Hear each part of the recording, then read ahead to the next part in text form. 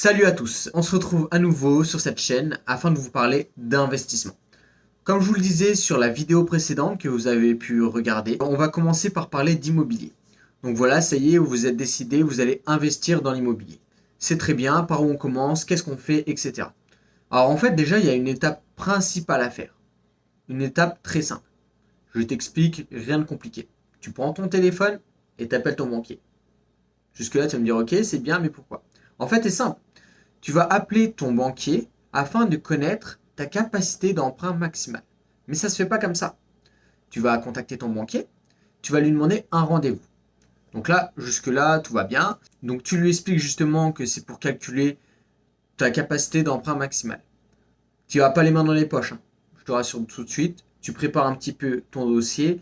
Ça fait plus professionnel, ça fait plus sérieux également.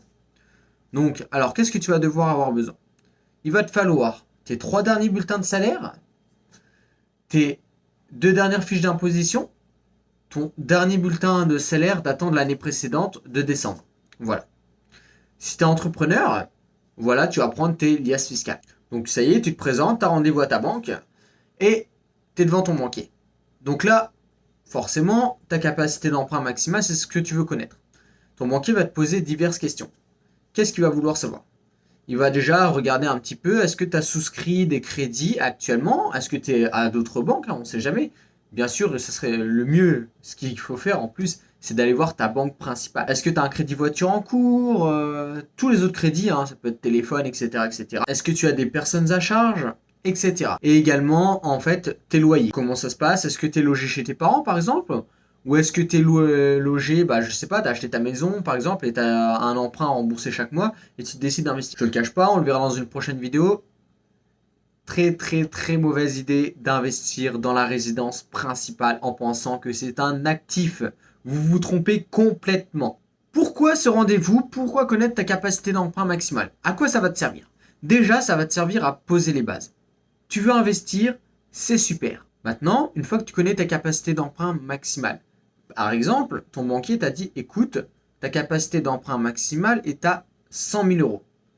À quoi ça va te servir au final de la connaître? Ça va te permettre tout simplement de regarder le marché. Ok, très bien. En fait, c'est simple. Vu que tu sais que tu vas pouvoir emprunter 100 000 euros, tu vas regarder les biens qui vont être aux alentours des 100 000 euros. Voilà, un peu plus, un peu moins, mais voilà. Tu vas pas regarder les biens qui se vendent à 200 000 euros. Ça va être difficile de baisser de 100 000 euros un bien. Je te dis pas que ça va être impossible. Je te dis juste que ça va être complètement assez difficile. Surtout quand c'est ton premier, tu vois, niveau négociation, etc. Des fois, on n'a pas tous ça dans l'âme. Et ça peut effrayer. On peut se dire, ouais, mais tu sais, quand même, je retire de 20 000, etc. Enfin bref, ça sera aussi le sujet d'une autre vidéo. Forcément, je vais pas te le cacher, il y a un gros critère qui va rentrer en compte. Ça va être ton apport. Est-ce que tu as un apport possible à mettre lors de ton achat immobilier? L'apport, c'est quelque chose de très important. Pourquoi? Je te le cache pas, tu peux très bien emprunter à 110%. Ok, c'est très bien. Là, je commence à te perdre. 110%, c'est quoi? On va y venir. Tout simplement, la banque financera le bien ainsi que les frais de notaire. Voilà, ça c'est un emprunt à 110%. En gros, tu débourses peanuts quasiment. Quasiment, tu vas peut-être débourser les frais qui sont liés, mais bon, ça va être des coûts de 500 balles, etc.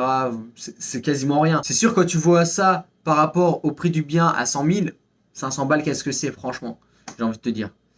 Mais voilà, avec le Covid, avec tout ce qui s'est passé, forcément, ça a impacté le marché et le marché de l'immobilier. Ça rassure également les banques. Si tu vas et que tu as un apport disponible, voilà, je te dis pas de mettre toutes tes billes dedans, c'est faux. Il faut pas mettre toutes tes billes d'un coup, dire vas-y, j'ai 30 000, je mets mes 30 000. Ça sert à rien, c'est stupide. Tu mets le minimum que tu puisses. C'est toujours ça. Il faut toujours viser le minimum. Si ta banque te demande juste les frais de notaire, mets tes frais de notaire et basta. Maintenant, on va voir un petit peu les frais de notaire. Les frais de notaire, ça correspond à environ entre 7 et 8% du prix du bien. C'est très bien, j'ai commencé à te parler des frais de notaire, etc. Mais qu'est-ce que ça comprend en fait, les frais de notaire? En fait, les frais de notaire, c'est très simple. Les frais de notaire, ils sont divisés, on va aller assez simplement, en 2 parties. 80% des frais de notaire sont liés au droit de mutation. Voilà. Et seulement 20% des frais de notaire vont sont en fait des honoraires. C'est pas 20% qui va se mettre direct dans la poche, hein. Non, non, ça marche pas comme ça. On oublie. Tu vas pas négocier tes frais de notaire. Ça ne se fait pas. Tu ne peux pas les négocier. Donc forcément, si tu as de l'argent à récupérer, ça va pas être sur les frais de notaire que tu vas le récupérer. Ça, tu oublies tout de suite. Tu vas négocier sur, à la rigueur, les devis des travaux avec tes différents artisans, etc. Une fois que tu en seras là. Parce qu'on va le voir aussi ça, c'est mieux de prendre des travaux. Mais surtout, tu vas négocier sur le prix de l'achat de ton bien. C'est là-dessus que tu vas négocier. Tu ne vas pas négocier des frais de notaire. Non, non, non, ça t'oublie tout de suite. Les frais de notaire ne vont pas être les mêmes en fonction de ta région et de ta ville où tu habites. Ils sont différents. Si tu veux avoir un ordre d'idée de combien tu vas devoir débourser pour tes frais de notaire, tu te rends sur le site notaire.fr. C'est assez simple. Tu vas rentrer différentes informations.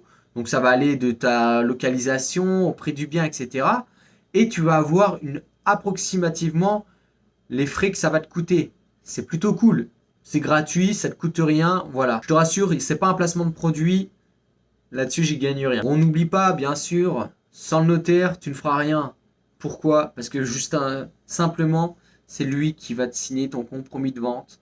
Et surtout, c'est avec lui que tu vas faire à la fin l'acte authentique de vente où tu vas récupérer le précieux sésame. Et oui, sans le notaire, malheureusement, tu ne peux rien faire. C'est aussi simple que ça. C'est pour ça, ne négocie pas avec le notaire. Prévois surtout, sois extrêmement carré avec les documents qu'il va te demander, etc. C'est pour ça que ça demande de la rigueur au niveau de tes papiers. Range bien tes papiers, sois consciencieux. Et là-dessus, ça va se passer super bien. Maintenant que tu sais que tu peux emprunter, on va faire simple, 100 000 euros. Ok, tu peux emprunter 100 000 euros. C'est très bien. Tu sais comment marchent les frais de notaire. Entre 7 à 8%. Donc voilà, si ton bien il coûte 100 000 euros, bon bah, 7 à 8% de 100 000, le calcul est vite fait, entre 7 et 8 000. On va se retrouver la semaine prochaine pour une nouvelle vidéo. On va y aller étape par étape afin de te guider au mieux.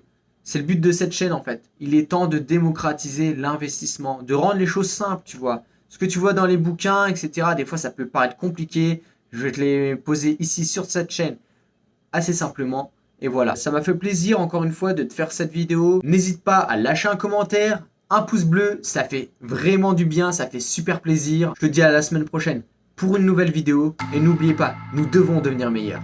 Ciao!